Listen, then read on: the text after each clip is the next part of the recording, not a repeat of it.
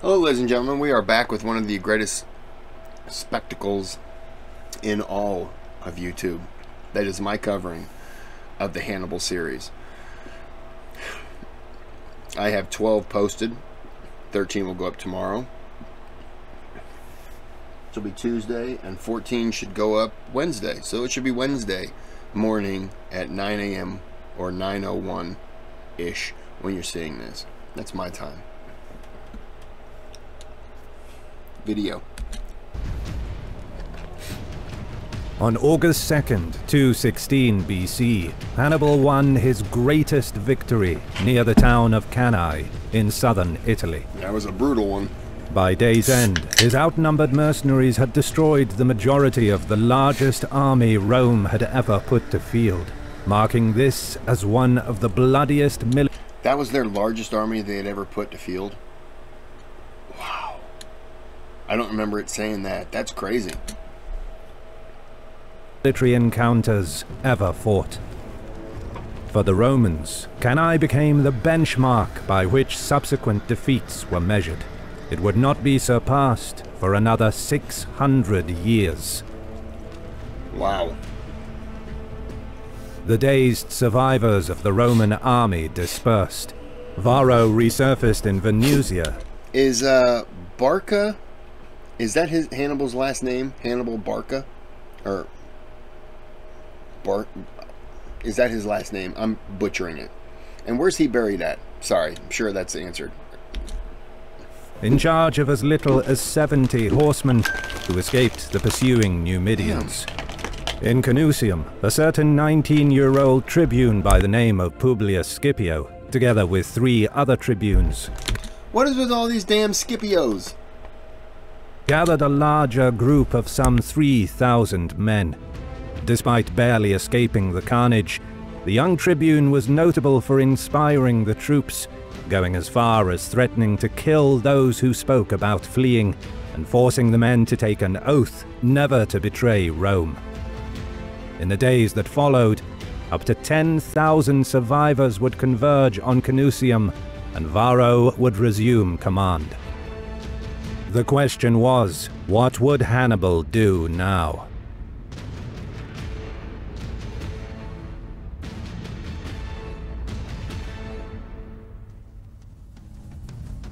This video is sponsored by Ace Defender, a high-quality SRPG combining turn-based RPG battle with tower defense elements. The game has over 40 chapters, nearly 2,000 levels, and 48...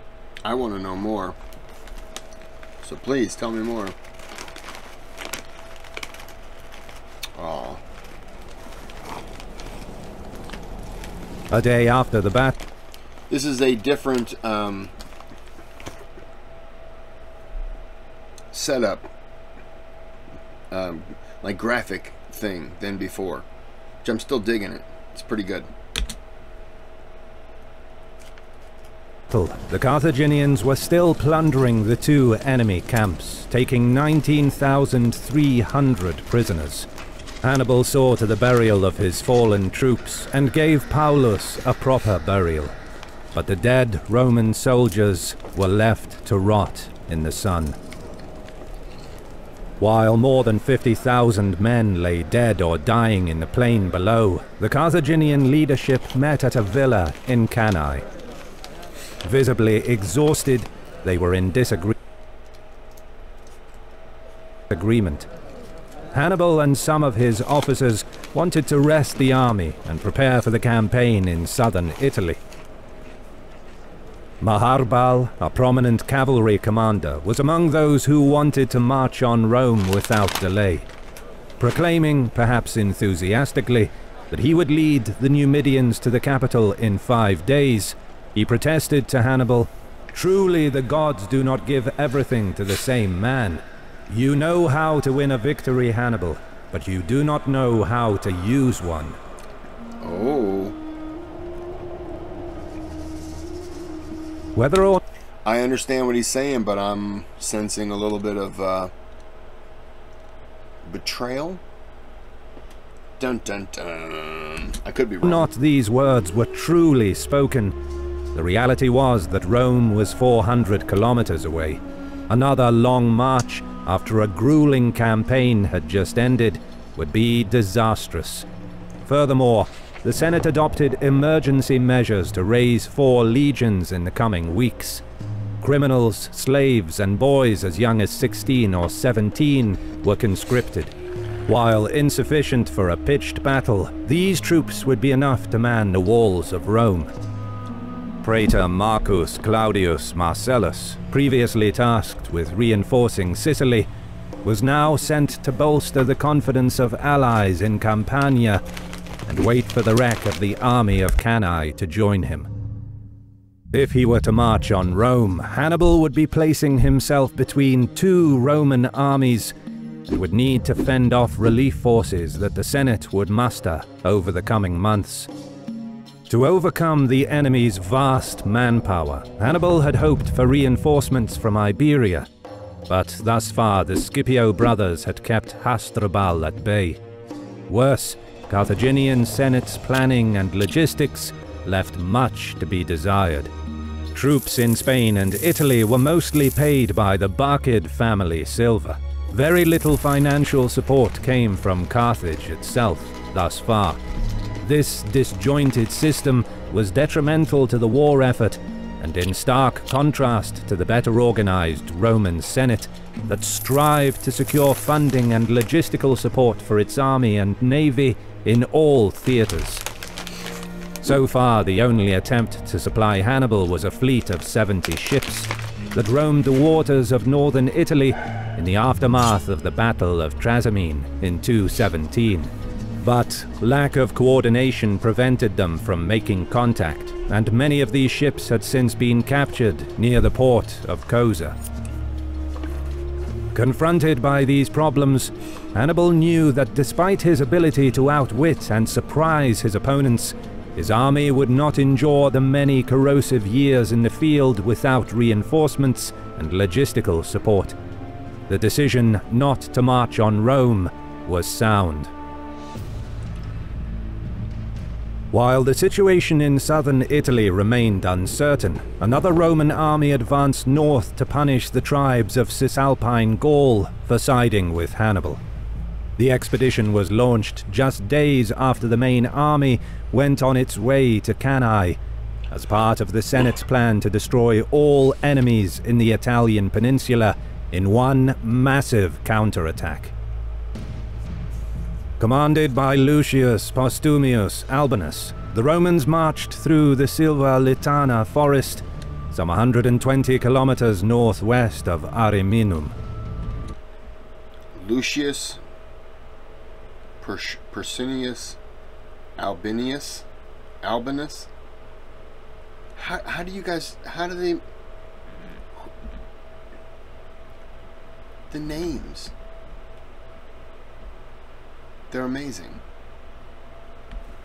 I love it. I love the names. Albinus was a Roman politician and a veteran general. By now a man in his late 50s, he spent the last 10 years in retirement, but was recalled into service during this time of crisis. Okay. He was given 2 legions and had recruited allied troops, mustering a 25,000-strong army. Wow, okay. If you want to eat healthy and feel your best, you gotta try Kachava. Kachava is the world's healthiest, all-in-one meal shake. It's made with over 70 plant-based soup. I don't need Kachava. Udino didn't need Kachava. After his 36 bullets, I'll never forget him. R.I.P. With reports of enemy presence further north, Albinus expected to confront the tribesmen in the Po Valley. But the main Boii force was much closer. They secured the perimeter along the enemy's line of march. The Gauls had cut into the trees in such a way that they would remain standing without assistance, but would topple over if given a slight shove. As the column advanced further along the woodland road, the tribesmen pushed the trees onto the enemy. The trees fell on each other and crashed onto the road from both sides, killing Roman soldiers and horses, and destroying equipment. Most of Albinus's men died under the weight of the tree trunks and thick branches. The boy waiting in the forest moved in on the panicked survivors. Roman resistance was fiercest in the vanguard, but elsewhere the encounter became a one-sided slaughter. Albinus fought. I have never heard of that kind of ambush. To cut a tree to where it still stands, but you can push it over. I gotta say, that's amazing. I mean, that's taking advantage of your surroundings. Wow. Wow. To avoid capture, but was killed and decapitated. Holy According shit. to legend, his head was later taken to a Boii sacred temple, where the skin was scraped off and the bare skull was covered with gold. It was used as a cup for drinking by the tribe's high priest. A contingent of Roman veterans at the head of the column tried to escape across a... Let's not skip over the part where someone's head was used as a chalice. Let's just drink that one in, shall we?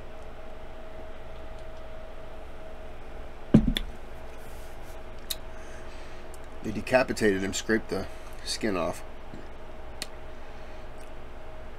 and then they used his head, covered it in gold. I mean, that's cool. And then they used his head as a chalice. I wonder if he etched like pimp into it in the back part of the head.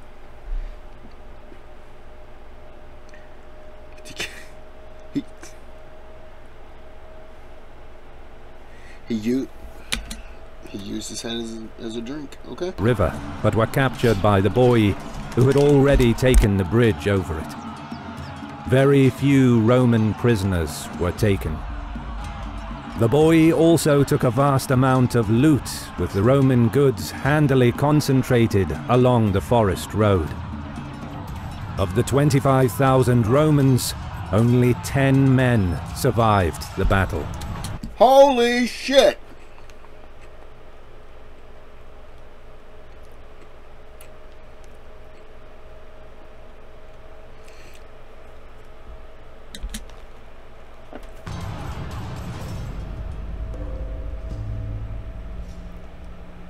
Reports of the annihilation in Silva Litana came mere days after the catastrophe at Cannae.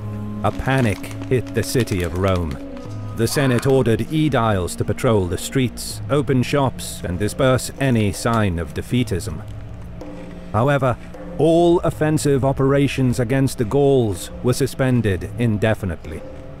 Varro was now sent to levy new troops for the defense of Picenum and Etruria, where he would remain in command of up to 2 legions and an equal number of allied troops for several years. Across the Mediterranean, in Iberia, the Romans fared better. Hasdrubal Barca managed You couldn't have fared worse. to reorganize his forces after the defeat at the Ebro in 217, and, after receiving a contingent of 4,000 infantry and 1,000 cavalry from Africa, he decided to close the distance against the Scipio brothers. But some of the officers that he punished and imprisoned for cowardice after the Ebro debacle had escaped back to their homes among the Tertessian people. They instigated a revolt and captured the city of Asqua, which held a large Carthaginian depot for grain and other supplies. Reluctantly, Hasdrubal had to move south and abandon plans to advance across the Ebro in 216. All reports suggested that the uprising had the potential for spreading beyond the Tartessi territory. Okay, 2 things. One, this is how I can tell right now, this is how their downfall could occur. Fighting from within. You don't see this happening in Rome. 10 people survived. Jeez. This would destabilize Carthaginian rule in Iberia, damage Hasdrubal's supply lines, and endanger the safety of the rich copper and silver mines that were vital for the war effort. Jesus. Hasdrubal met Calbo in battle and made short work of the rebel army, despite their large numbers. Around this time, he received news of the victory at Cannae and was ordered by the Carthaginian Senate to march his army to Italy as soon as he could. But he was now too far south, and his army needed rest.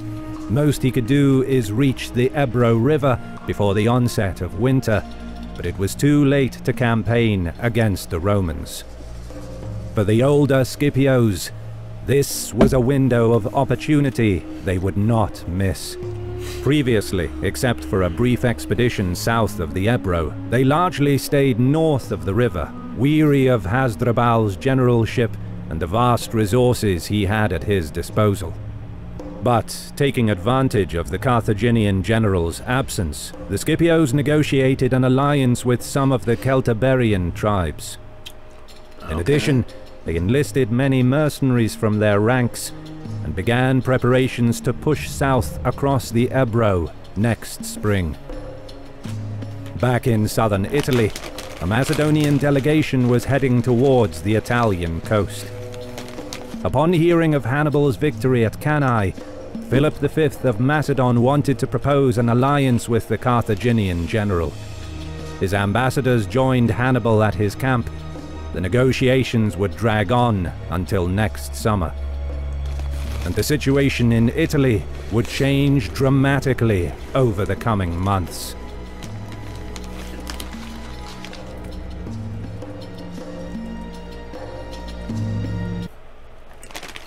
So one of the most common new supplement combos that people are doing right now when they take redwood is to stack it with our brand new fat-burning supplement Zuburn.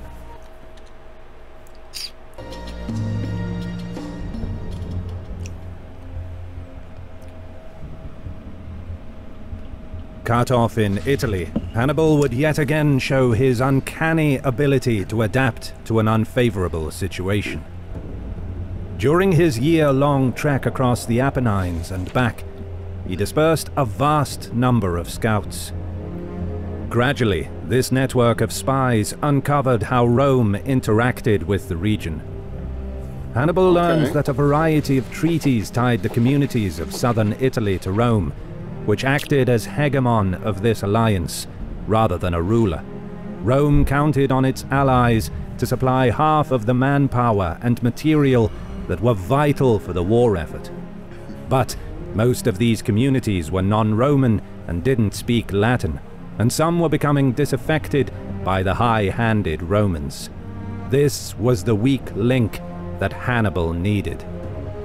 Continuing his policy of clemency towards non-Romans, he released up to 11,000 Italian captives back to their homes. This calculated move prompted a surge of defections. He would now have access to resources needed to create his own base of operations in southern Italy. Next, he dispatched his brother Mago to Bruttium, where he was to consolidate Carthaginian control, recruit new troops, gather war supplies, and subdue cities still loyal to Rome. Lastly, he released 10 Roman prisoners so they could arrange for the ransom for their 8,000 compatriots captured after the Battle of Cannae. They were escorted by Carthallo, another prominent cavalry commander. By including one of his own officers in the delegation, Hannibal intended to seek terms, declaring that his objective was not to destroy Rome, but to restore Carthaginian dominance over the western Mediterranean. After all, by contemporary standards, he was the victor. With Rome's hegemony over Italy and its very future in doubt, surely, he thought, they would see sense. He was wrong.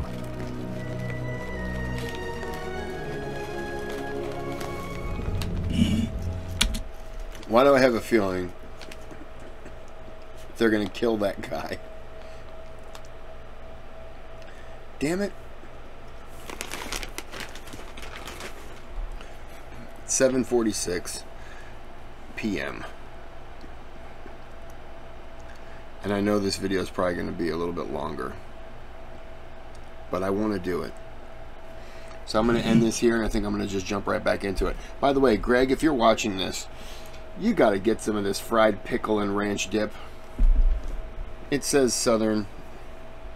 It's a Southern specialty. Taste of the South. Goddamn delicious. So I'm going to end it here, and I'm going to keep eating. Got my chips here. You know what? I'm going to end this video here, and I'm going to come right back. Have a good day. Have a good night.